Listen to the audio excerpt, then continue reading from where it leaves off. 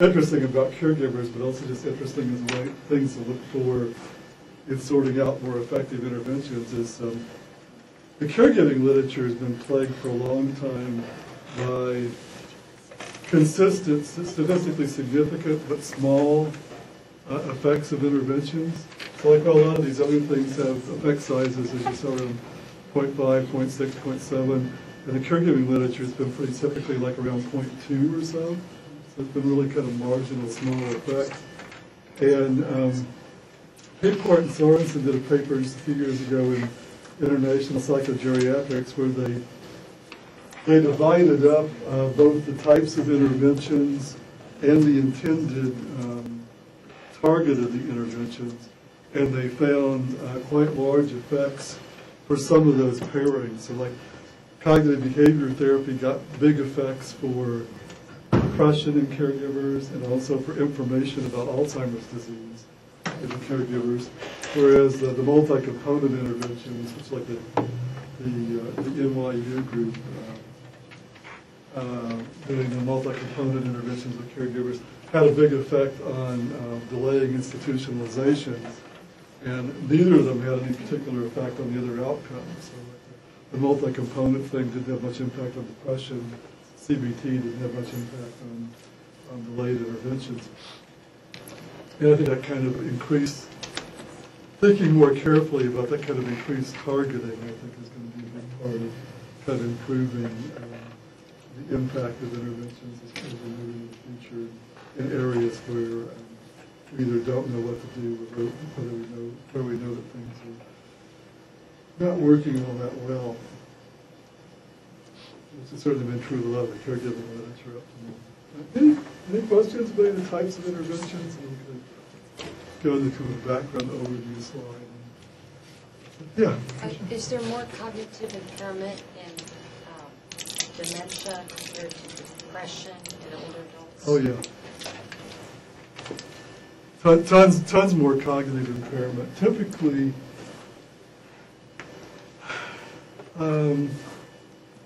you can see really severe depression without cognitive impairment.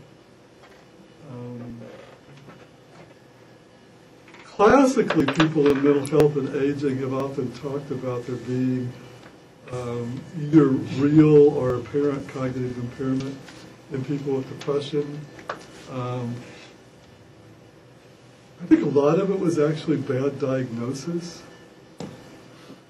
I think like certainly well up into the 80s, maybe even into the 90s, there was a pretty strong tendency to think that any older adult who was acting weird had dementia or had cognitive problems, and I think that there was a lot of just kind of misdiagnosis in both directions.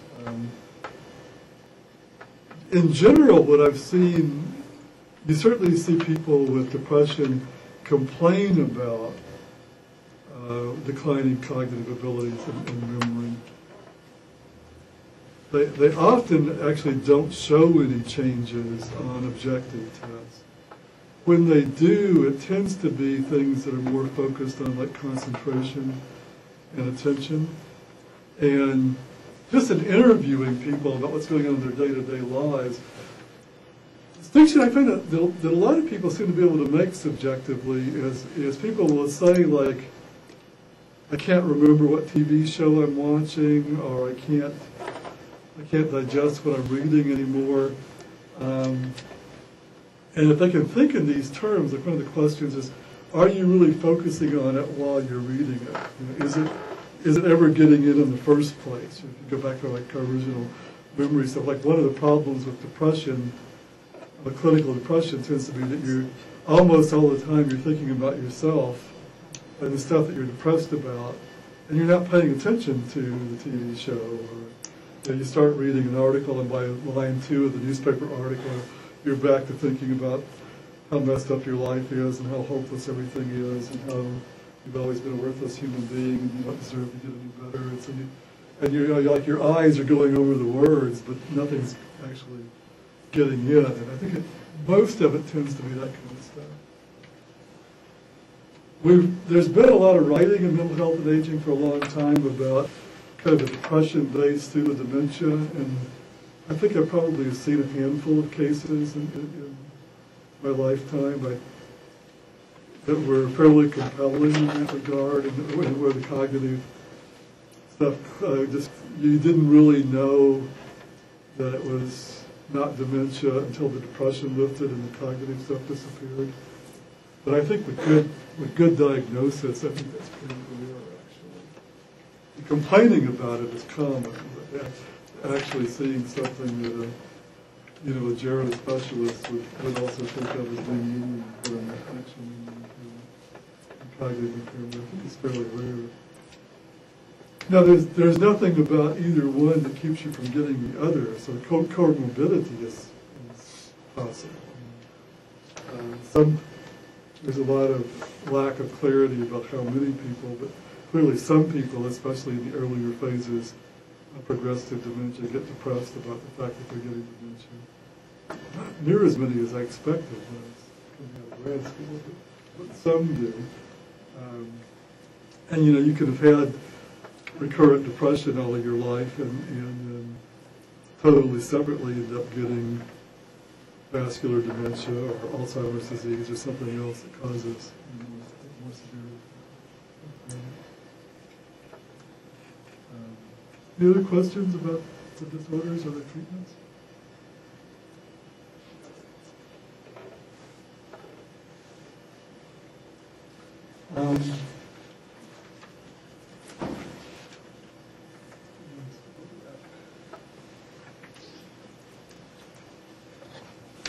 We'll get all the slides, including some past this one. This is pretty much, let me talk a little bit more about culture, but this is pretty much the slide I'm going to start on from the therapy piece. For a really big chunk of my career, the question I've been wrestling with is whether, why, and how you need to change what you're doing, what you would do with younger adults to do therapy with older adults. And the last iteration of this is the CalTAP model that you have in the Knight and Lee chapter for today. What we do is, first of all, kind of talk about the major kind of contextual elements, your old friend cohort differences. So one of the things that one of the big reasons we think that therapy with older adults is different and perhaps even more so can feel different is because you're working with people from cohorts other than your own, which is probably loosely analogous to working with English fluent clients who are from a culture different than your own. In some ways you're working with people of the other gender, people with other kinds of backgrounds that are different.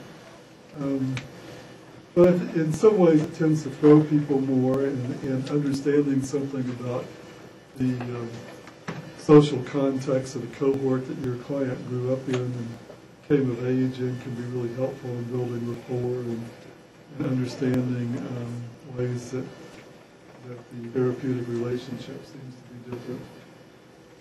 The thing that Louina and Cecilia and I discussed the most as we were working on these two chapters, there's another chapter that Cecilia collaborated on, it's in a different handbook in the same model, was whether culture or cohort should be the outermost circle. And we never decided, so we sort of flipped a coin.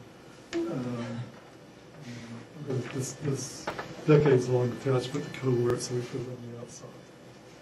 And there are good arguments that the two interact a lot and influence one another. And the influences of culture on working with older adults are the sort of main effective influences are probably similar to working with young adults. So cultural competency plays out about the same with older adults as with younger adults, except that you can kind of get this culture and cohort interaction so that cultural differences that might not be very salient in your cohort may be really salient to the cohort of the client that you're working with. I early on had some experiences working with people for whom being Irish or Italian or Polish or whatever was an extremely salient part of their